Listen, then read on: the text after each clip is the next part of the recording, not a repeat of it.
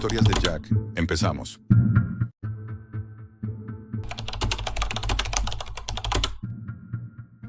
La primera vez que entré en la sala de los espejos rotos, supe que había vendido un trozo de mi alma para presenciar el infierno en la tierra. Hasta esta noche, el mal para mí era una reliquia, un eco envejecido que vivía en los números azules tatuados en el brazo de mi abuelo y en el temblor de su voz cuando intentaba hablar de ello. Yo lo escuchaba desde la comodidad de mi presente, con un respeto hueco, incapaz de traspasar realmente el vidrio que separa el saber del comprender. Todo eso se hizo añicos hace media hora. Me adentro en las cloacas de la Deep Web por trabajo. Soy periodista de investigación. O eso uso como excusa para adentrarme en la oscuridad que, secretamente, me atrae desde hace meses. Persigo el rastro de un mito, un grupo del que solo se cuchichea en foros cifrados y bajo seudónimos descartables. Recreación. Se rumorea que ofrecen espectáculos para paladares, exigentes, experiencias inmersivas. Y esta noche, tras una cadena interminable de puertas digitales y contraseñas de un solo uso, encontré la última. Un enlace sin nombre, solo un título escueto y gélido. Sonderacción 74. Transmisión en vivo. Un clic. Y mi mundo se tiñó de sepia. La imagen era granulada, como una fotografía antigua y maldita. Mostraba una habitación cuadrada, de cemento desnudo, iluminada por la luz mortecina de una única bombilla que se balanceaba lentamente, proyectando sombras danzantes. El sonido era lo primero que te enganchaba. Un silencio denso, roto únicamente por un siseo de fondo, constante, como de serpiente a punto de atacar. Y entonces enfocaron a los ocupantes. 3 figuras, 2 hombres y una mujer, enfundados en unos uniformes a rayas, tan finos y miserables que se transparentaba la desesperación. No había duda, no eran actores. Era la derrota absoluta grabada en sus rostros. Un hombre mayor, de cabello cano y revuelto, estaba arrodillado en un rincón. Con un trozo de carbón, dibujaba con una calma espeluznante una estrella de David en la pared húmeda. Cada línea era un testamento. Mi estómago se retorció. Eran judíos, como mi abuelo, como yo. Una voz cortó el silencio, metálica, distorsionada por un filtro, pero con una cadencia casi académica que helaba la sangre. Less than greater than. Sentí que el aire se enrarecía en mi propia habitación. Esto no era una recreación, era una cámara de gas real, funcionando, en directo. Y yo tenía un asiento de primera fila. La cámara hizo un paneo lento hacia el techo, mostrando una rejilla metálica. De sus rendijas comenzó a escapar un vapor, al principio solo una neblina tenue, que descendía con una lentitud insoportable. El siseo se intensificó ligeramente. La mujer, joven, con el rostro sucio pero de una belleza frágil, alzó la mirada. Sus ojos, enormes y llenos de un pánico sereno, atravesaron la lente. Parecía vernos, a mí, a todos los monstruos anónimos que estábamos al otro lado. Y entonces, abrió los labios. No salió un grito, sino una canción, una nana en yiddish. La voz le temblaba, pero la entonación era clara. Un acto de pura rebeldía que me quebró por dentro. El hombre mayor dejó el carbón y se acercó a ella tambaleándose. Le cogió la mano con una fuerza que debía ser lo último que le quedaba. El tercero, un tipo más joven y fornido, se lanzó contra la puerta de acero. No era un golpe furioso, sino un ritmo persistente y desesperado. Un thump, thump, thump, que se mezclaba con el canto y el siseo, creando una sinfonía macabra. Continuó la voz, didáctica el gas. Ahora una niebla más espesa les lamía ya los tobillos. La mujer tosió, un sonido seco que cortó la canción un instante, pero luego insistió, aferrándose a la melodía como a un salvavidas. El joven de la puerta redobló sus golpes, una y otra vez, hasta que el metal comenzó a mancharse de un rojo oscuro y brillante. Sus nudillos estaban destrozados. No podía moverme. Era un bloque de hielo pegado a la silla. Esta no era la historia de mi abuelo. Esto estaba ocurriendo ahora, en algún lugar del planeta, mientras yo respiraba aire limpio. Unos psicópatas estaban resucitando la solución final como entretenimiento para degenerados. Y yo, al no cerrar la pestaña, me había convertido en su cómplice. El humo seguía subiendo, implacable. La niebla mortal les envolvía las rodillas, y una tos convulsiva empezaba a sacudir sus cuerpos. Lo peor estaba a punto de empezar, y yo no podía hacer nada más que mirar. El humo, ya no una neblina sino una cortina espesa y gris, subió envolviéndoles el torso. La tos de la mujer se convirtió en una lucha violenta por el aire, un jadeo áspero y húmedo que dominó el audio. Su canto se quebró para siempre, ahogado en ese sonido terrible. La cámara, con una crueldad técnica impecable, se acercó a su rostro. Sus ojos inyectados en sangre buscaban algo, a alguien, en la nada. Luego sus piernas cedieron y se desplomó, arrastrando en su caída al hombre mayor que aún no soltaba su mano. Él intentó mantenerla en pie, pero su propio cuerpo ya fallaba. Una convulsión le recorrió el espinazo, obligándole a arquearse hacia atrás con un gemido ronco que no parecía humano. El joven de la puerta ya no golpeaba. Se rascaba la garganta con sus dedos ensangrentados, como si pudiera arrancar de cuajo el fuego que le consumía por dentro. Sus movimientos eran espasmódicos, descoordinados. Cayó de rodillas y luego de bruces, su cara golpeando el suelo húmedo con un crujido sordo. Comentó la voz, fría como un escalpelo, «Poesía». Lo llamaban poesía. Sentí un ardor en el estómago y apenas logré girarme para vomitar sobre la alfombra, sin apartar los ojos de la pantalla. El sabor ácido en mi boca era un recordatorio mezquino de que yo todavía estaba vivo, respirando mientras ellos se apagaban. Fue entonces cuando el hombre mayor, el del carbón, hizo un esfuerzo sobrehumano. Con el humo envolviéndole la cabeza, alzó la mirada hacia la cámara. Sus ojos, velados por el dolor y el gas, tenían una lucidez aterradora. No suplicaba, no maldecía. Con una fuerza final que parecía arrancada de lo más profundo de su ser, escupió una palabra hacia el objetivo, un susurro ronco que el micrófono captó con una claridad obscena. Less than, greater than. Recuerda. La palabra resonó en mi cráneo como el disparo de un fusil. Era el mandato de mi abuelo, el legado de mi pueblo, el último aliento de un hombre moribundo. Y en ese instante, toda la barrera que separaba el pasado del presente, lo académico de lo visceral, se desintegró. Ya no estaba Jack.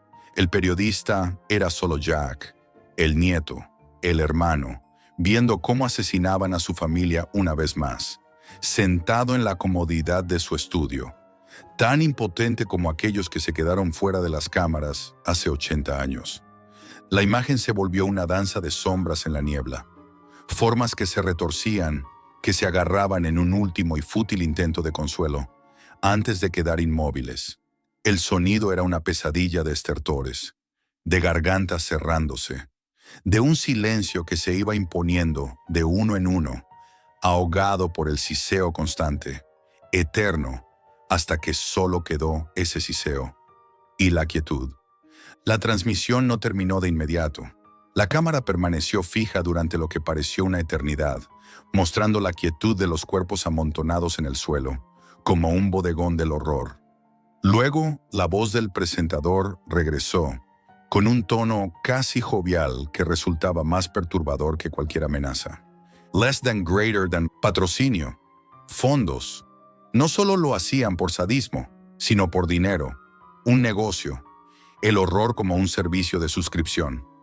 La pantalla se volvió negra. De repente, el silencio en mi habitación era más ensordecedor que cualquier sonido de la transmisión. Solo el zumbido de mis oídos y el latido acelerado de mi corazón contra mis costillas. Mi respiración era entrecortada, como si yo también hubiera estado luchando por el aire. El olor a vómito y a mi propio sudor frío llenaba la estancia. Me miré reflejado en el monitor apagado.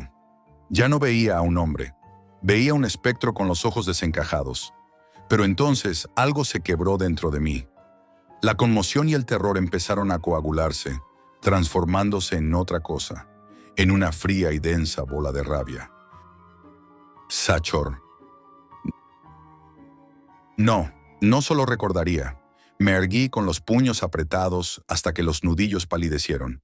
Iba a perseguirlos.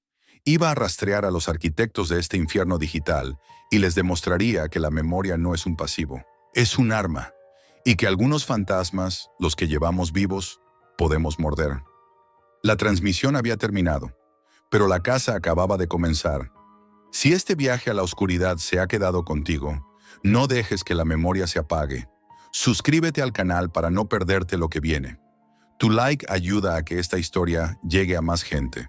Y en los comentarios, dime, ¿qué harías tú si encontraras un directo así?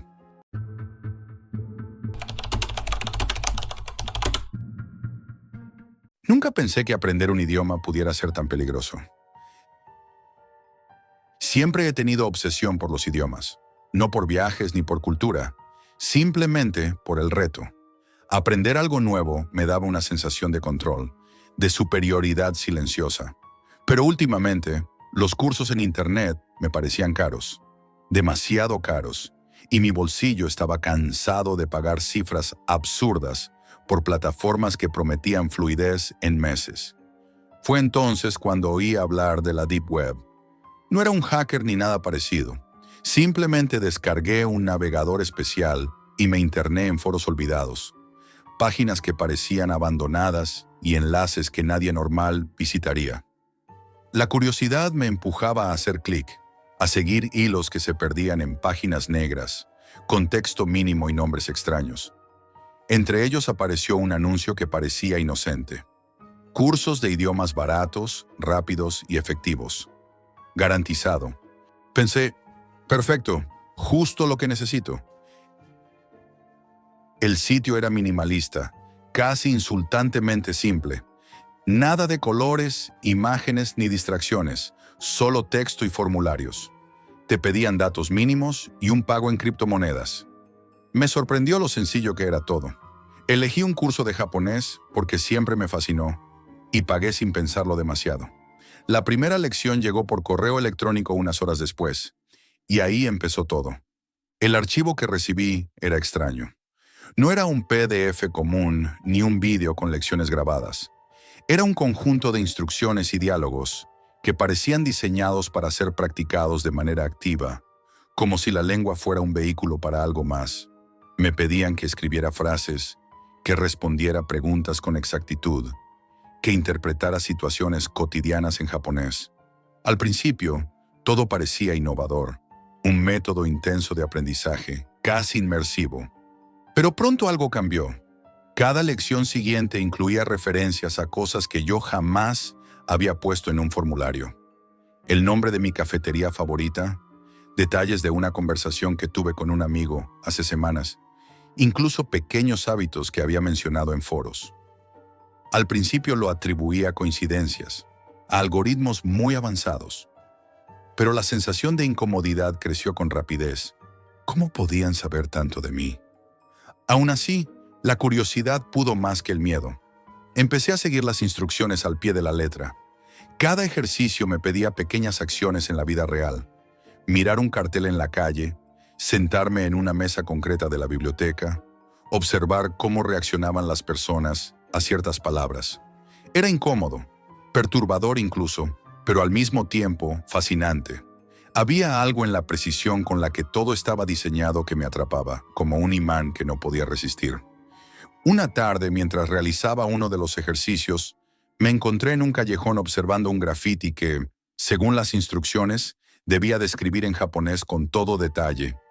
La voz en mi cabeza me decía que esto era solo un curso, que no había nada raro, pero al escribir cada frase, noté un escalofrío. Las palabras que me pedían usar coincidían con algo que solo yo había notado del graffiti. Detalles tan específicos que parecían sacados de mis propios pensamientos. Cada lección parecía adelantarse a mí. Llegaban correos justo después de que yo completaba los ejercicios, con ajustes que hacían que todo encajara demasiado bien. Incluso empecé a tener sueños raros, donde practicaba japonés sin darme cuenta. repitiendo diálogos que habían aparecido en las lecciones. Me despertaba con frases en la cabeza, exactas, y con una sensación de que alguien estaba ahí, observando cómo aprendía. A medida que pasaban los días, el curso se volvía más exigente, más invasivo. Me pedían describir acciones y pensamientos minúsculos en japonés, como si cada detalle de mi rutina cotidiana fuera parte del material de aprendizaje. La sensación de estar siendo manipulado, de que alguien o algo estaba detrás de cada instrucción, se mezclaba con la fascinación de entender el idioma con rapidez. Era un juego peligroso. No sabía si me estaba enseñando japonés o entrenando para algo mucho más íntimo. Esa primera semana se convirtió en un ritual silencioso. Me levantaba, revisaba el correo, completaba los ejercicios y esperaba el siguiente archivo, siempre con la sensación de que alguien más estaba observando, pero sin señales concretas, sin amenazas directas. Todo era sutil, perfecto, perturbador. Y aunque el miedo crecía, algo dentro de mí no podía parar. Cada lección se sentía como un espejo. Reflejaba lo que yo era, mis hábitos, mis pensamientos, y me obligaba a enfrentarme a mí mismo mientras aprendía un idioma que creía controlar, pero que, en realidad, parecía controlarme a mí. Una semana después, el curso cambió de formato. Recibí un correo con un enlace para una clase práctica en tiempo real. Me advertía que debía estar completamente solo y concentrado. Al principio pensé que era exagerado, otra técnica de inmersión, pero algo en la redacción me puso nervioso.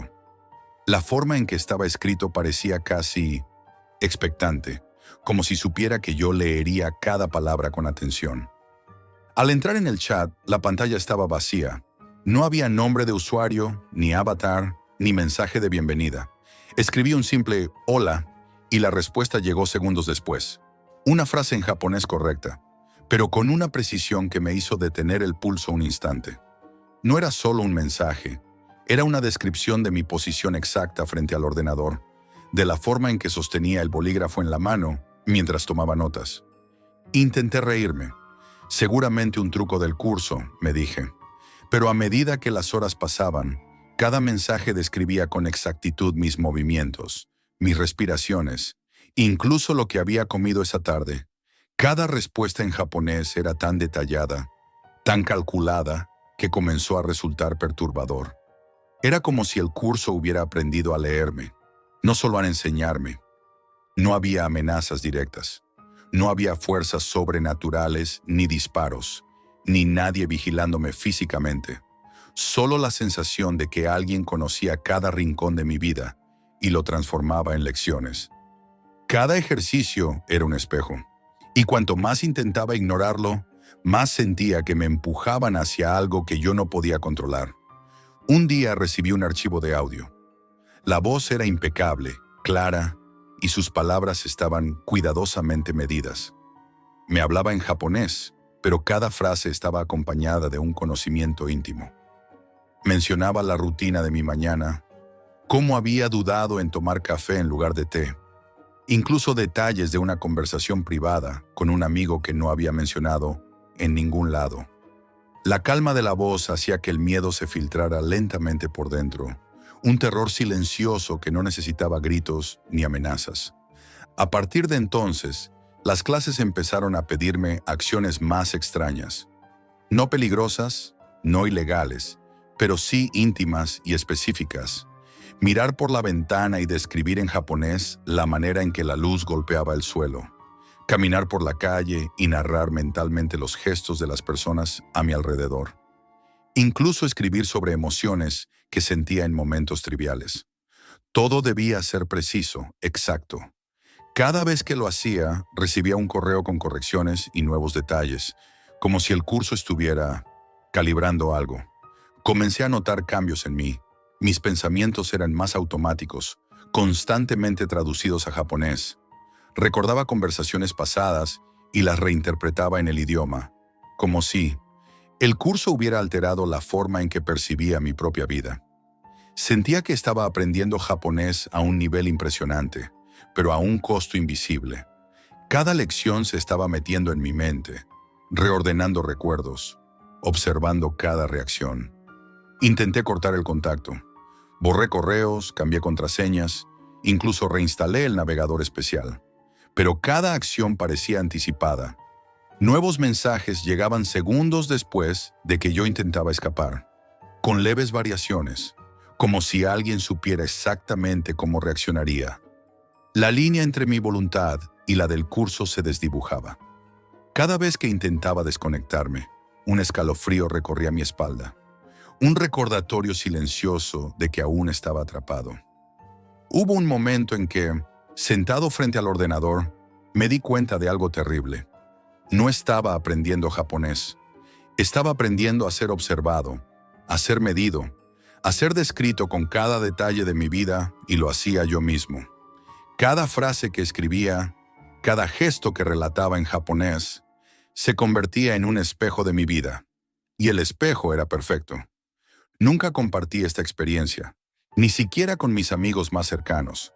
No había necesidad de explicaciones.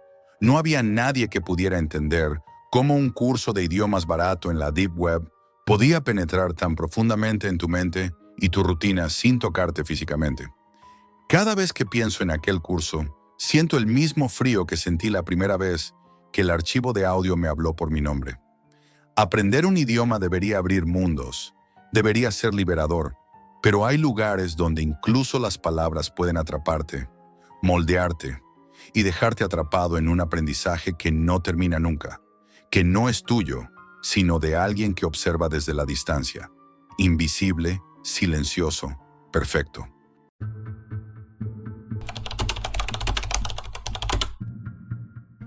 Hay momentos en los que sientes que el destino no solo te observa, sino que te empuja, te guía por hilos invisibles hacia algo que no puedes evitar. Esa noche descubrí lo que significa caminar por un camino que nunca debiste tomar. Si hubiera sabido lo que me esperaba, nunca habría entrado en esa habitación, nunca habría encendido esa pantalla, pero nadie lo sabe hasta que ya es demasiado tarde. Era una noche común, de esas en las que uno cree que nada puede alterar la rutina. Mis amigos y yo nos habíamos reunido en el apartamento de Marcos para relajarnos después de una semana agotadora. Risas, historias, copas. Yo, como siempre, me mantenía sobrio, observando mientras ellos se divertían. Todo parecía normal, hasta que Marcos, con esa sonrisa que ahora me resulta inquietante, nos llamó a su computadora. «Chicos, miren esto», dijo. «Es algo que encontré en la Deep Web. Al principio pensé que sería un video bizarro o un meme extraño, pero lo que apareció en la pantalla no tenía nada de gracioso. Un chat de video mostraba a alguien al otro lado, pero no era una persona normal. Su rostro estaba distorsionado, como si hubiera sido derretido y reconstruido en un espejo roto. Sus ojos, esos ojos vacíos, me atravesaban, como si pudieran ver más allá de la carne y el hueso, directo a mi interior. Un escalofrío recorrió mi espalda. Intenté convencerme de que era un filtro de broma, algo digital, pero no. Había algo en esa mirada que era imposible de ignorar. No era humano. Lo supe al instante. «¿De dónde sacaste a este tipo?», pregunté tratando de controlar mi voz. «Omegle», respondió Marcos con una risa nerviosa. «Es solo la Deep Web, nada serio». Pero yo sabía que no era nada serio. La red oscura no es un lugar de memes. Es un agujero donde desaparecen cosas y personas. Algo dentro de mí gritaba que debía apagar la pantalla, cerrar esa puerta que habíamos abierto sin querer. Mientras mis amigos seguían riendo, noté algo extraño. El rostro distorsionado parecía moverse de forma independiente, como si nos estuviera siguiendo, incluso cuando yo cambiaba de posición. Parpadeaba de manera irregular, y sus labios, que parecían derretidos, formaban palabras que no podía entender, susurrando algo que el sonido de los altavoces no alcanzaba a transmitir. Sentí un frío repentino que recorrió toda la habitación, como si un aire helado hubiera salido de la pantalla. Intenté apartar la vista, cerrar la ventana del chat, pero mi mano temblaba. Había algo en esos ojos que me llamaba, que me obligaba a mirar, a no poder escapar. Marcos se reía, pero había nerviosismo en su mirada. Lo noté demasiado tarde. Esa risa no era genuina. Era el tipo de risa que surge cuando uno intenta ocultar miedo. Después de unos minutos que se sintieron eternos, la figura desapareció de la pantalla. El chat se cerró de golpe. Mis amigos se encogieron de hombros y volvieron a sus conversaciones. Pero yo no podía moverme. Me sentía atrapado en un espacio que se había vuelto más pequeño, más cargado. Cada objeto a mi alrededor parecía tener un peso extraño, como si la habitación misma estuviera observándome. Decidí salir a caminar un rato para despejarme. La ciudad estaba tranquila, silenciosa, iluminada solo por farolas amarillentas. Cada sombra me parecía sospechosa. Cada crujido de los edificios vacíos me hacía girar la cabeza. Caminé más rápido intentando racionalizar. Es solo el miedo, Daniel. Nada de esto es real. Pero incluso mientras repetía eso, sentía que algo me seguía, siempre a la distancia justa para no ser visto. Los días siguientes, la sensación no desapareció. Empecé a notar cosas extrañas. Mi ordenador se encendía solo, ventanas de navegador aparecían abiertas con sitios que no había visitado, y a veces sentía una ligera vibración en el teléfono, como si alguien más estuviera tocándolo. Recibí un mensaje de un número desconocido. ¿Cómo estás, Daniel? No era un mensaje amenazante, no todavía. Solo frío, demasiado preciso, demasiado personal. Mi nombre no debería ser conocido por nadie. Bloqueé el número, pero el nudo en mi estómago persistió. Esa noche, al intentar dormir, la oscuridad de mi habitación parecía más densa, casi tangible. Cada sombra se movía ligeramente y a veces creía ver figuras que desaparecían en la periferia de mi visión. Intenté mantener la calma, me obligué a respirar profundo, a recordar que todo era paranoia, pero el teléfono vibró otra vez y un escalofrío me recorrió el cuerpo. Esta vez no era un mensaje, era una llamada perdida, una llamada de un número desconocido, sin voz al otro lado, solo silencio, y luego una respiración lenta, profunda, que no era la mía. Ahí entendí que algo había cruzado la pantalla, algo que no debería existir en este mundo, algo que me estaba observando y que no se detendría. Aquella madrugada, mientras intentaba dormir, el frío me despertó. No era el frío habitual de la noche, era un frío profundo que no solo erizaba la piel, sino que parecía congelar mis pensamientos. Abrí los ojos y la habitación estaba envuelta en sombra. Sentí que alguien estaba ahí, observándome desde la penumbra, y mi corazón comenzó a latir con fuerza, como si quisiera salirse del pecho. Me levanté lentamente, intentando no hacer ruido. Cada paso que daba crujía el piso de mi apartamento, y ese sonido parecía amplificarse, resonando en el silencio de la madrugada. Caminé hacia la puerta del baño, pero el aire se volvió más pesado, denso, como si algo me presionara desde todos los lados. Fue entonces cuando lo vi.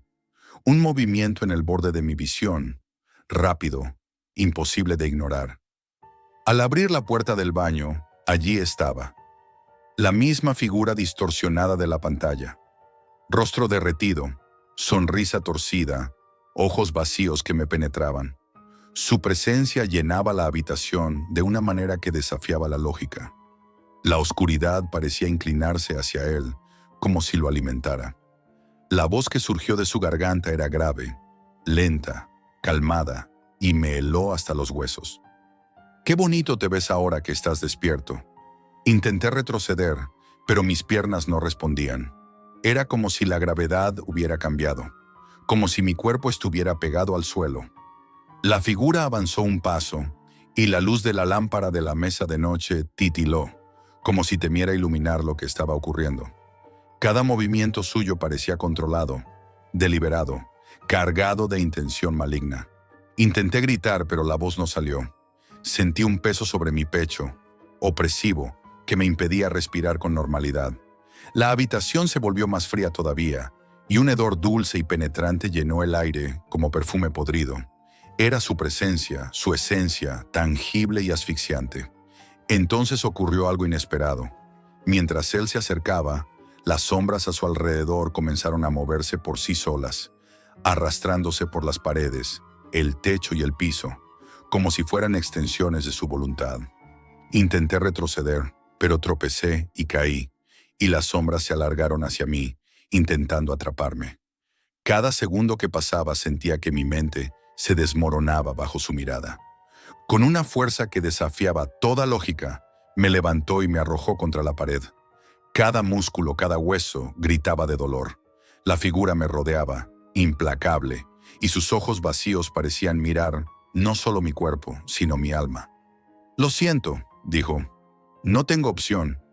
Eres la persona que más he visto. Si no te mato ahora, nunca podré estar en paz». Su voz parecía no salir de su boca, sino de todas partes a la vez. Las paredes, el suelo, el aire mismo. El pánico me envolvió por completo. Entonces, en un acto desesperado, mi instinto primario tomó el control. Le di una patada, directa, brutal. La figura cayó al suelo con un ruido seco y pude sentir su energía vibrando en la habitación, como un eco oscuro de su presencia. Corrí hacia la puerta de entrada, mi mente gritando, pero estaba cerrada con llave. Intenté abrirla de todas formas, pero nada funcionaba. La ciudad afuera parecía distante, como si hubiera quedado atrapado en un universo paralelo donde solo existía él y yo. Intenté usar el teléfono, marcar un número de emergencia, pero estaba muerto. La pantalla negra no reflejaba señal, no reflejaba nada. Fue entonces cuando escuché algo detrás de mí, un susurro apenas audible, lleno de intención, que parecía provenir de cada sombra. «No hay escape». Giré lentamente y lo vi incorporarse de nuevo, pero esta vez algo había cambiado. Sus ojos ya no eran solo vacíos, brillaban con un color que no podía describir, una mezcla de rojo y negro que parecía absorber la luz a su alrededor. La habitación tembló levemente, los objetos vibraban como si quisieran escapar, y sentí que el aire mismo estaba lleno de electricidad, de amenaza.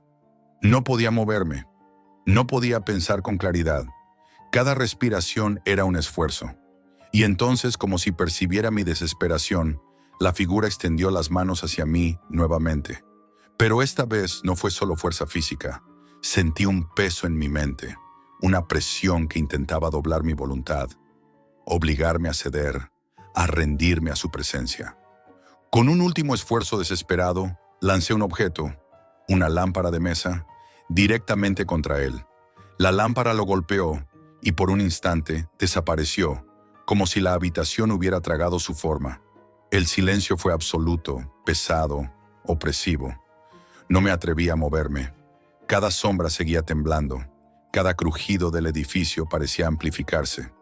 Y entonces escuché un último susurro, justo en mi oído, que me hizo congelar de terror. «Te estaré viendo, siempre». Su presencia no se había ido. Solo se había escondido, acechando, esperando. Y mientras me desplomaba en el suelo, temblando y sin aliento, comprendí que lo que había visto en la Deep Web no era solo digital, no era solo un rostro distorsionado, era algo que había cruzado a este mundo, algo que no se detendría hasta consumirlo todo, incluso a mí.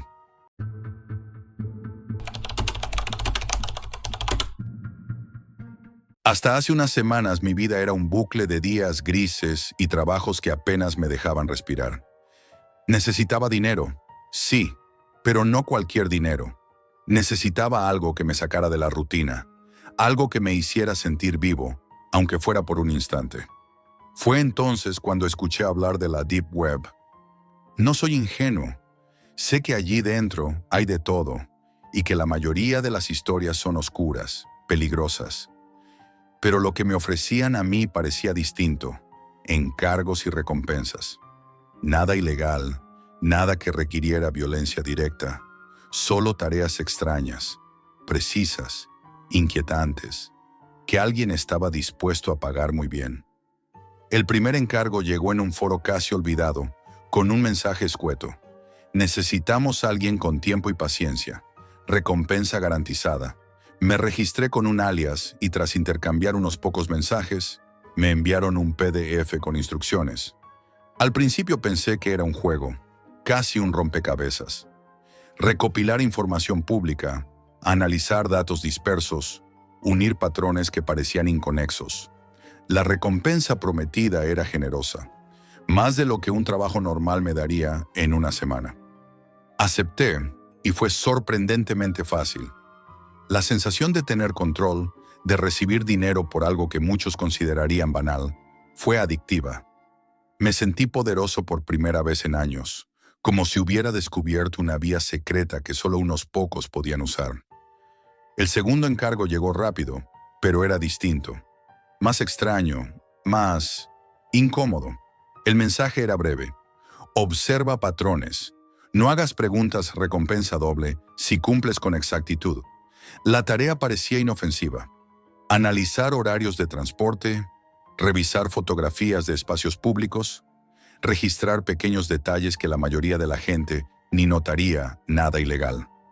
Nada que pudiera meterte en problemas, o al menos eso creía. Pero a medida que trabajaba, algo empezó a cambiar. Primero fueron detalles sutiles, luces apagadas en lugares donde deberían estar encendidas, coincidencias imposibles de objetos, personas que aparecían en fotos donde no deberían. Luego llegaron las preguntas indirectas al principio. ¿Ves algo fuera de lugar? Después más directas. ¿Lo entiendes? Una sensación de incomodidad empezó a crecer en mi pecho. No era miedo, no exactamente, pero algo en mi instinto gritaba que algo no encajaba. Aún así, continué. El dinero era demasiado tentador y esa mezcla de curiosidad y ansiedad me mantenía enganchado.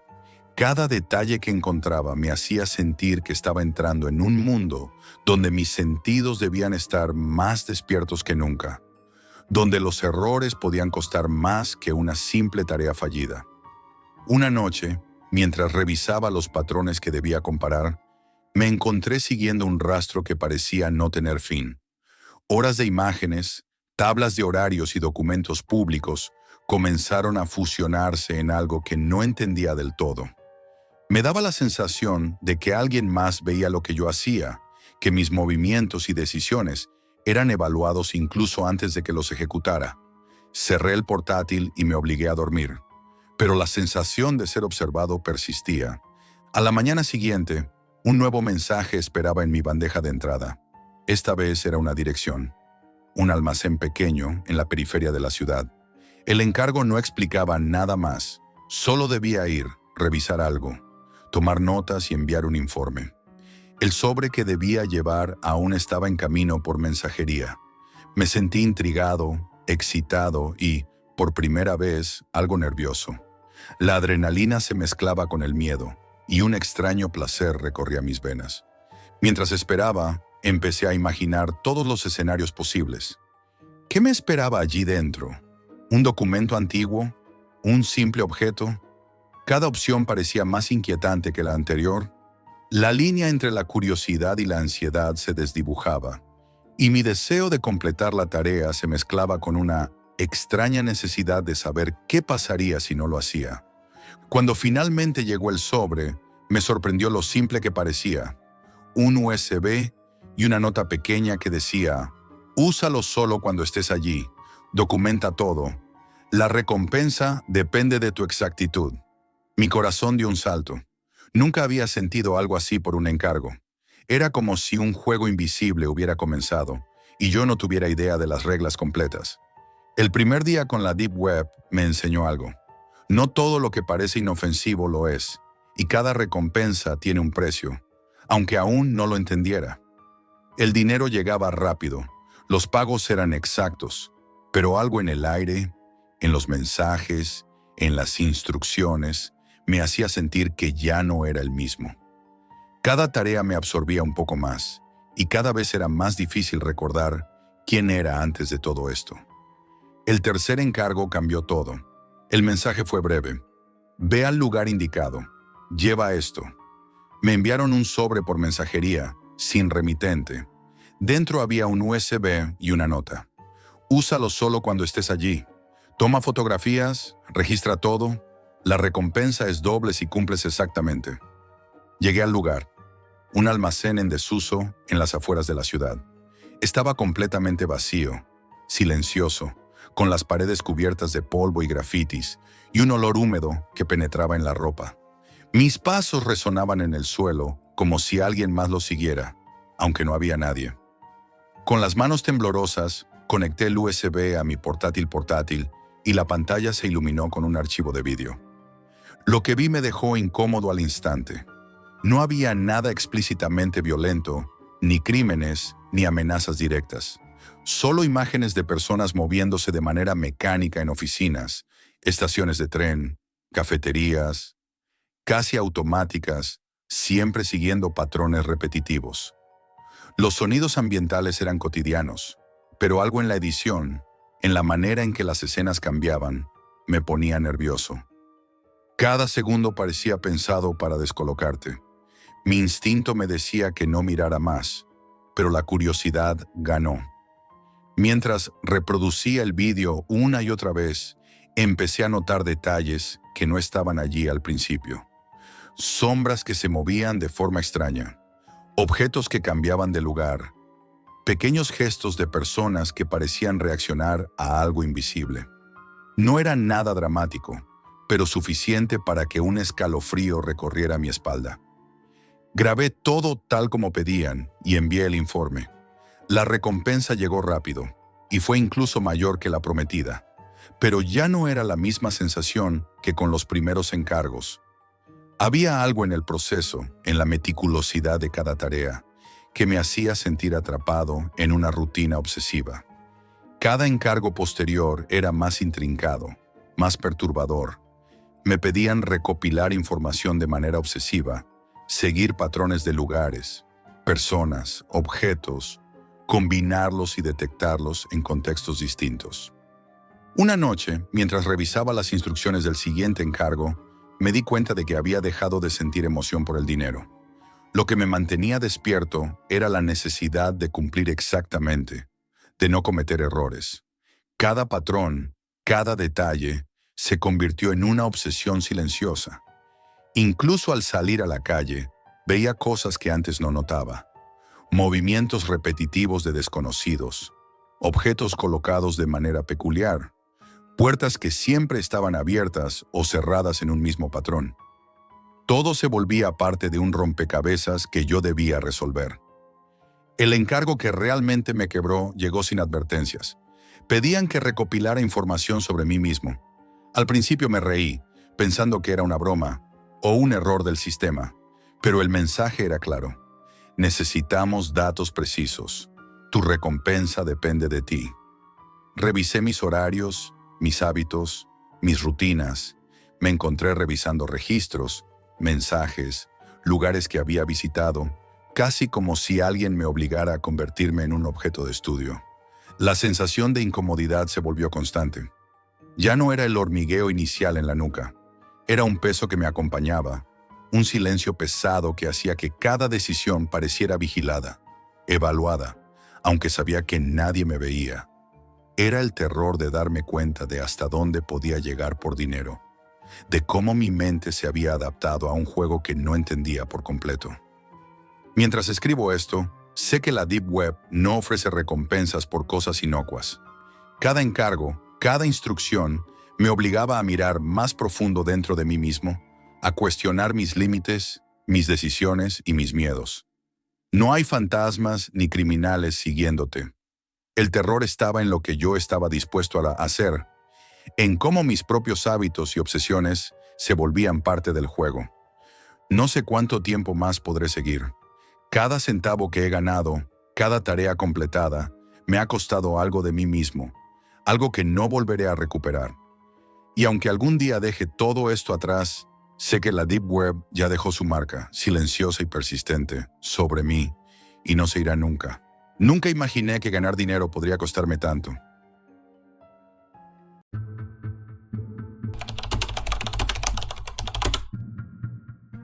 No había sentido tanto miedo por unas plantas, hasta que entendí lo que realmente significaba cultivarlas. Soy botánico. Desde siempre las plantas han sido mi refugio, pero hay secretos que ningún manual de botánica enseña, secretos que florecen en la oscuridad más absoluta. Fue en Lisboa, una ciudad tan viva como silenciosa por las noches, donde me encontré atrapado en uno de esos secretos. Todo comenzó hace 6 meses, cuando descubrí un foro en la Deep Web dedicado al cultivo de marihuana de alta calidad. Lo encontré por casualidad, buscando información avanzada sobre técnicas de cultivo. Allí, entre hilos anónimos y nombres que parecían sacados de novelas de conspiración, surgió la oferta. Se buscan botánicos. Pagamos bien sin preguntas, sin controles. Al principio pensé que era una broma, pero la cantidad de información detallada que compartían, los esquemas de iluminación, la ventilación, incluso fertilizantes caseros que nadie mencionaba en la superficie, todo era demasiado preciso como para ser falso. No podía resistirme. El contacto se hizo mediante mensajes cifrados. Me indicaron que viajara a una vieja fábrica abandonada en las afueras de Porto. Allí, una vez dentro, entendí que no era solo un trabajo. Era un pacto con algo que no podía ver, pero que me observaba en cada movimiento. La fábrica estaba vacía. Al principio, solo un zumbido constante de ventiladores y un olor intenso a tierra húmeda y clorofila. Las luces de los cultivos eran verdes y rojas, creando sombras que parecían moverse por sí solas. Cada planta estaba etiquetada, monitoreada, y yo tenía que asegurarme de que crecieran sin fallos. Las primeras noches fueron extrañamente tranquilas. Ajustaba la iluminación, revisaba la humedad y anotaba cada detalle en un cuaderno que llevaba conmigo. Pero cuanto más me adentraba en la rutina, más sentía que algo no estaba bien. Las plantas parecían reaccionar a mis movimientos, inclinándose hacia mí con un leve temblor, y un olor terroso, fuerte y pesado, me envolvía de manera casi sofocante. Una vez, al inclinarme sobre una maceta para revisar las raíces, tuve la sensación de que alguien respiraba detrás de mí, aunque no había nadie. Con el tiempo, empecé a notar irregularidades. Algunas plantas tenían manchas que no correspondían a ninguna enfermedad conocida. Otras crecían más rápido de lo esperado, con tallos que se retorcían en formas extrañas, casi humanas. Cuando tocaba sus hojas, sentía una tensión en el aire, como si la habitación misma contuviera su respiración. Las instrucciones desde la Deep Web se volvieron más precisas y más insistentes. No mires las cámaras después de medianoche. No toques la planta número 42. Ajusta la humedad exactamente a 62%. Revisa la ventilación cada 2 horas. Una noche, mientras ajustaba los niveles de luz, escuché un crujido detrás de mí. Me giré, pero no había nadie. Solo el susurro del aire y el zumbido de los focos. Sin embargo, un patrón extraño apareció en la planta número 42. Las hojas tenían diminutos surcos en forma de símbolos, tan sutiles que casi podía dudar de mis propios ojos. Me acerqué para inspeccionarlos, pero una sensación de mareo me hizo retroceder. Algo en esa planta no era natural, y yo lo sentía hasta en los huesos. Los días siguientes se volvieron una mezcla de obsesión y miedo.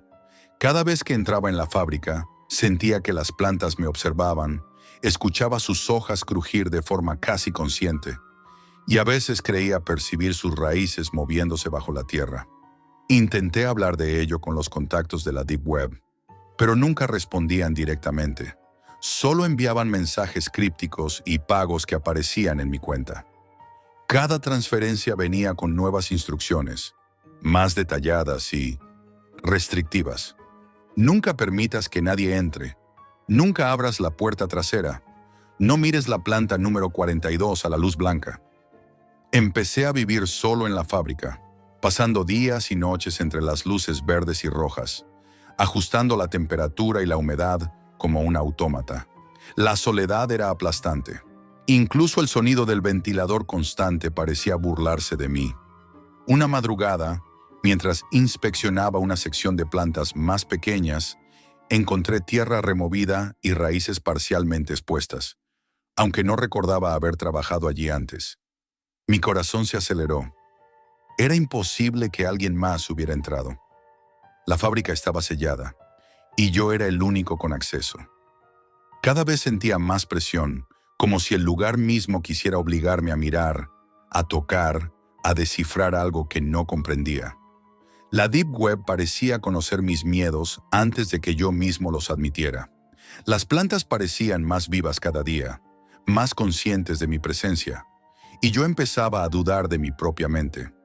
El miedo no era solo por lo que podía suceder afuera, sino por lo que la fábrica me estaba mostrando o haciendo sentir.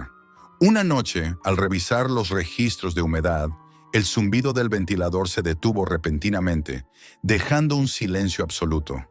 Todo estaba en calma, pero la calma era peor que el ruido, y en la planta número 42, las hojas brillaban con un verde tan intenso que parecía que respiraban luz propia.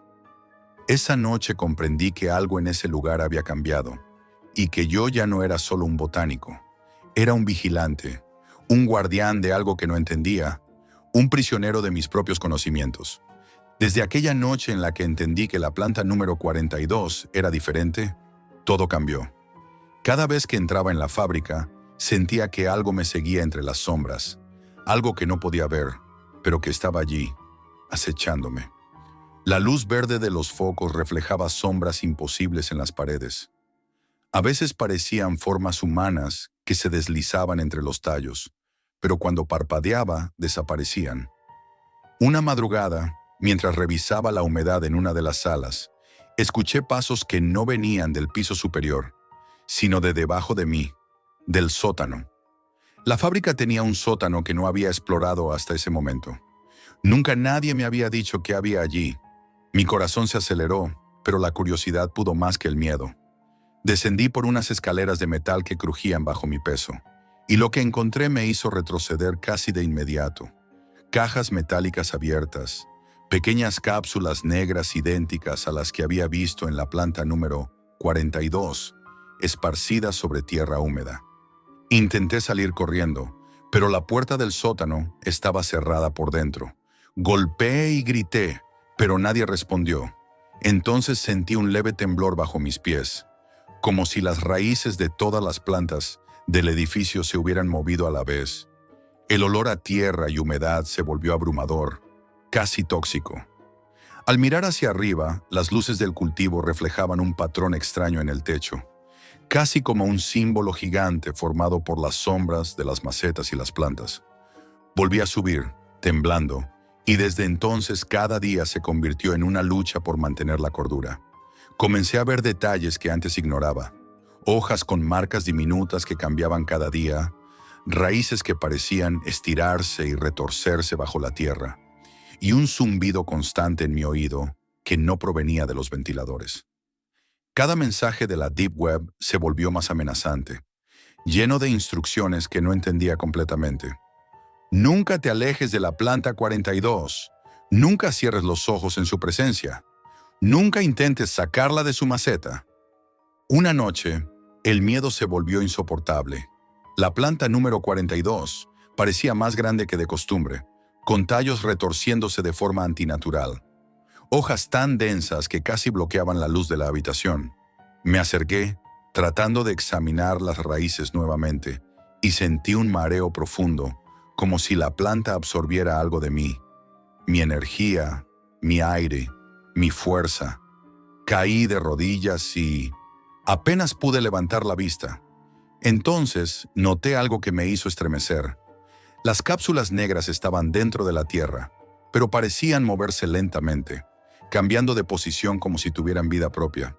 Pasé horas observando, sin poder apartar los ojos, hasta que el cansancio me venció y caí en un sueño ligero sobre el suelo de la fábrica.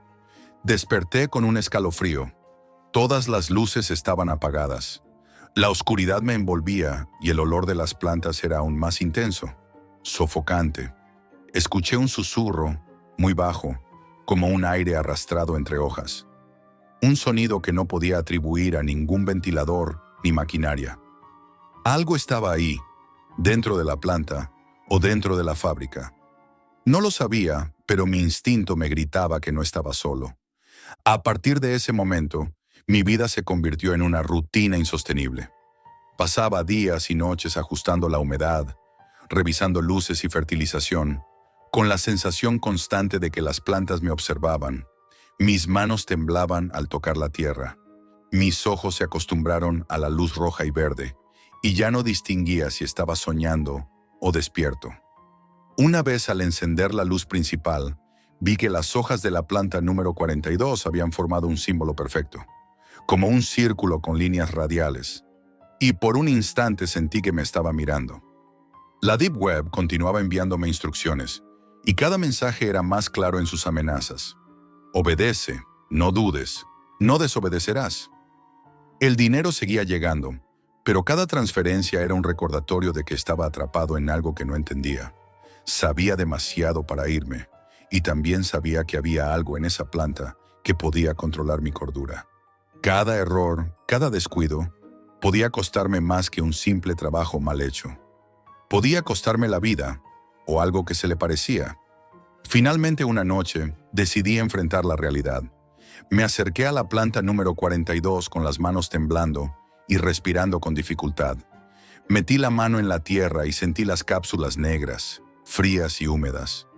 Tiré suavemente y las raíces resistieron, como si la planta luchara por mantenerse intacta. Sentí un mareo, una presión en el pecho, como si algo invisible me apretara desde todos lados. Supe en ese instante que no era solo un cultivo, era un experimento, y yo era su sujeto involuntario. Desde entonces, escribo estas líneas en un cuaderno que llevo conmigo dentro de la fábrica. Cada día que pasa siento que mi cordura se resbala como agua entre los dedos, pero no puedo dejar de cultivar, no puedo escapar. La Deep Web no perdona, y esas plantas, esas malditas plantas, saben más de mí que yo mismo. Nunca había sentido tanto miedo por unas plantas, hasta que entendí lo que realmente significaba cultivarlas.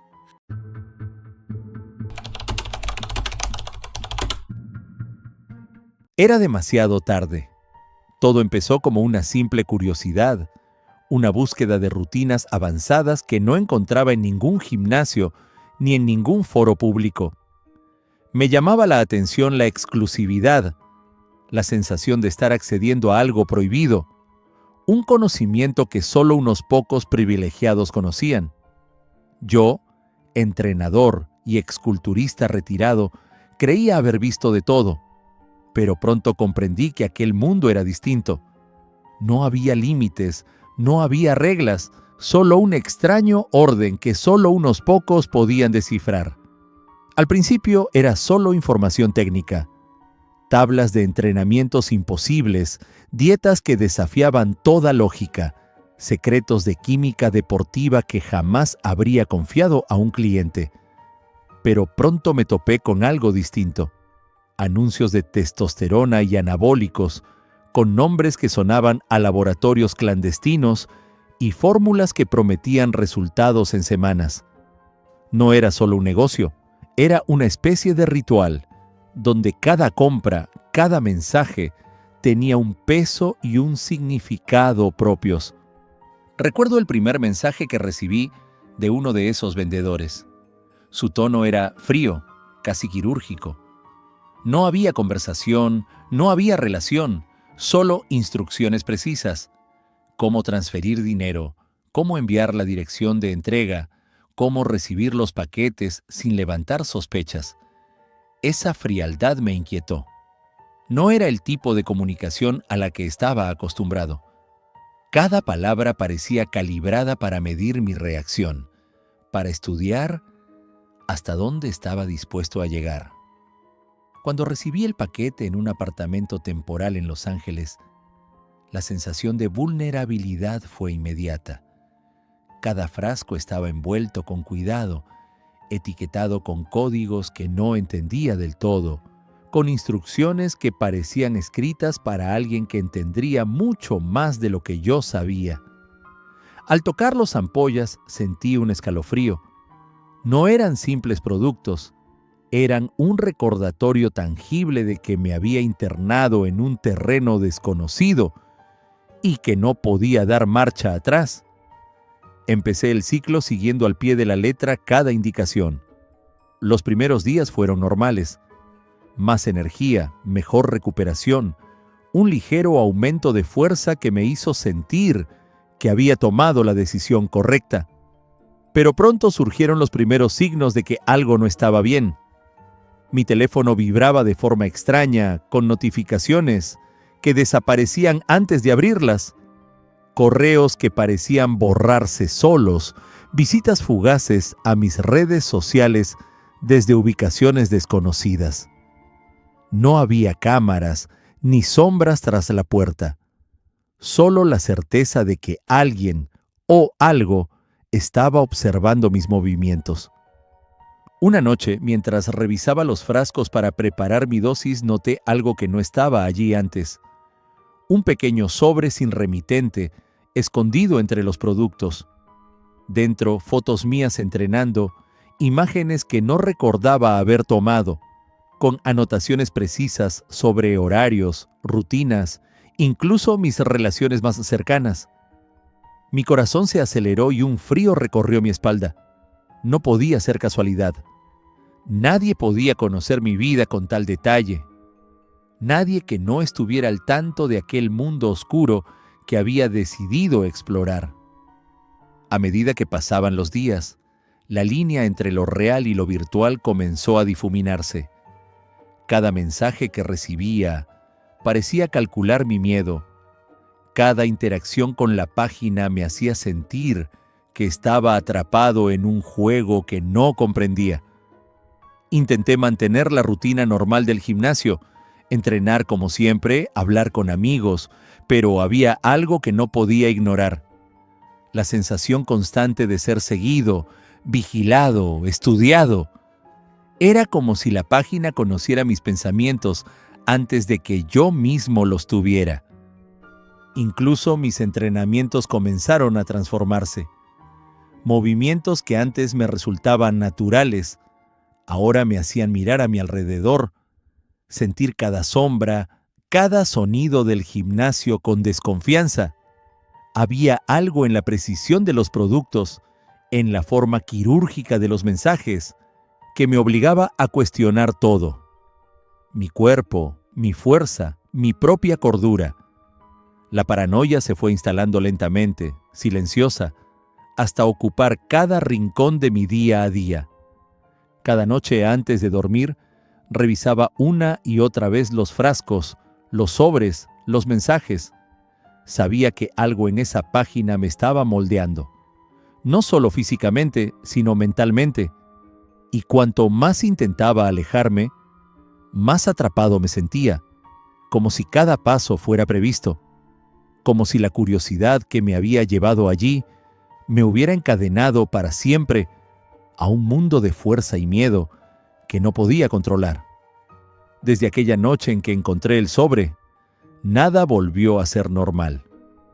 Cada vez que salía del apartamento, sentía que alguien podía estar esperándome, que incluso la calle, los coches y las sombras tenían ojos invisibles. No había manera de comprobarlo, no había evidencia física, solo una presión constante que me aplastaba el pecho y me aceleraba la respiración. Me di cuenta de que mi obsesión por entender la página y sus productos había pasado de ser curiosidad a algo mucho más peligroso, una especie de dependencia del miedo. Los mensajes comenzaron a cambiar. Ya no eran solo instrucciones o ventas, eran advertencias, recordatorios de mi actividad en la web.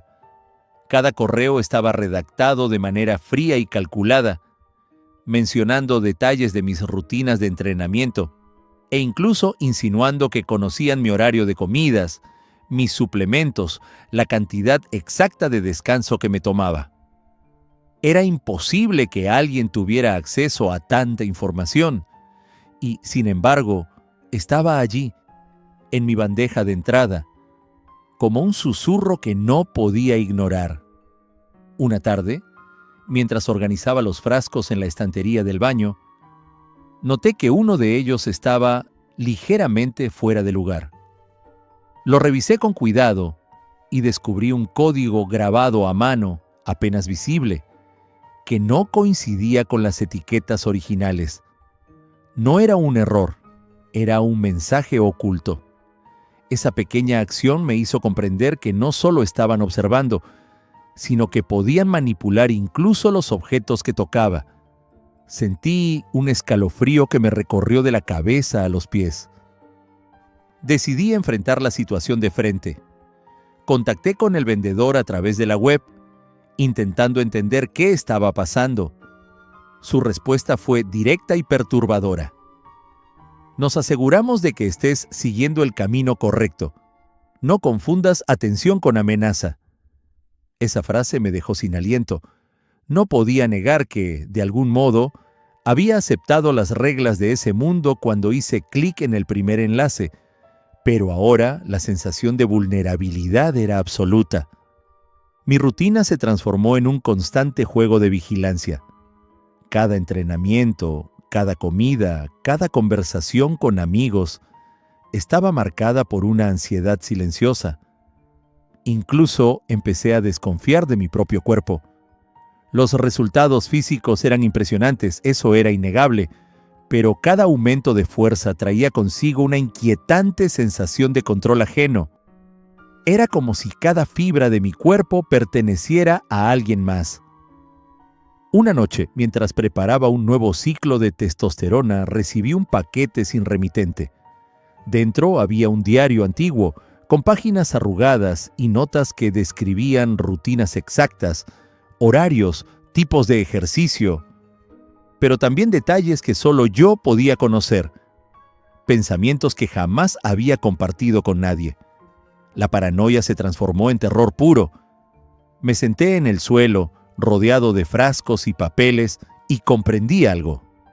No era solo un juego de fuerza, era un juego de poder sobre mi mente. Intenté desconectar, cerrar todas mis cuentas, borrar todo rastro de mi actividad en la Deep Web, pero cada intento parecía inútil. Cada vez que creí haber escapado, aparecía un mensaje nuevo, un paquete nuevo, un detalle que recordaba que el desconocido detrás de todo eso aún tenía control sobre mí. Empecé a aislarme, a reducir mis salidas, a desconfiar de todos, incluso de mis amigos más cercanos. La obsesión por entender aquel mundo oscuro y peligroso se había convertido en una prisión invisible. Finalmente comprendí que no era el producto lo que daba miedo, sino la persona que lo ofrecía. Un desconocido capaz de manipular mi vida, mis miedos y mi ego solo con información, códigos y hormonas.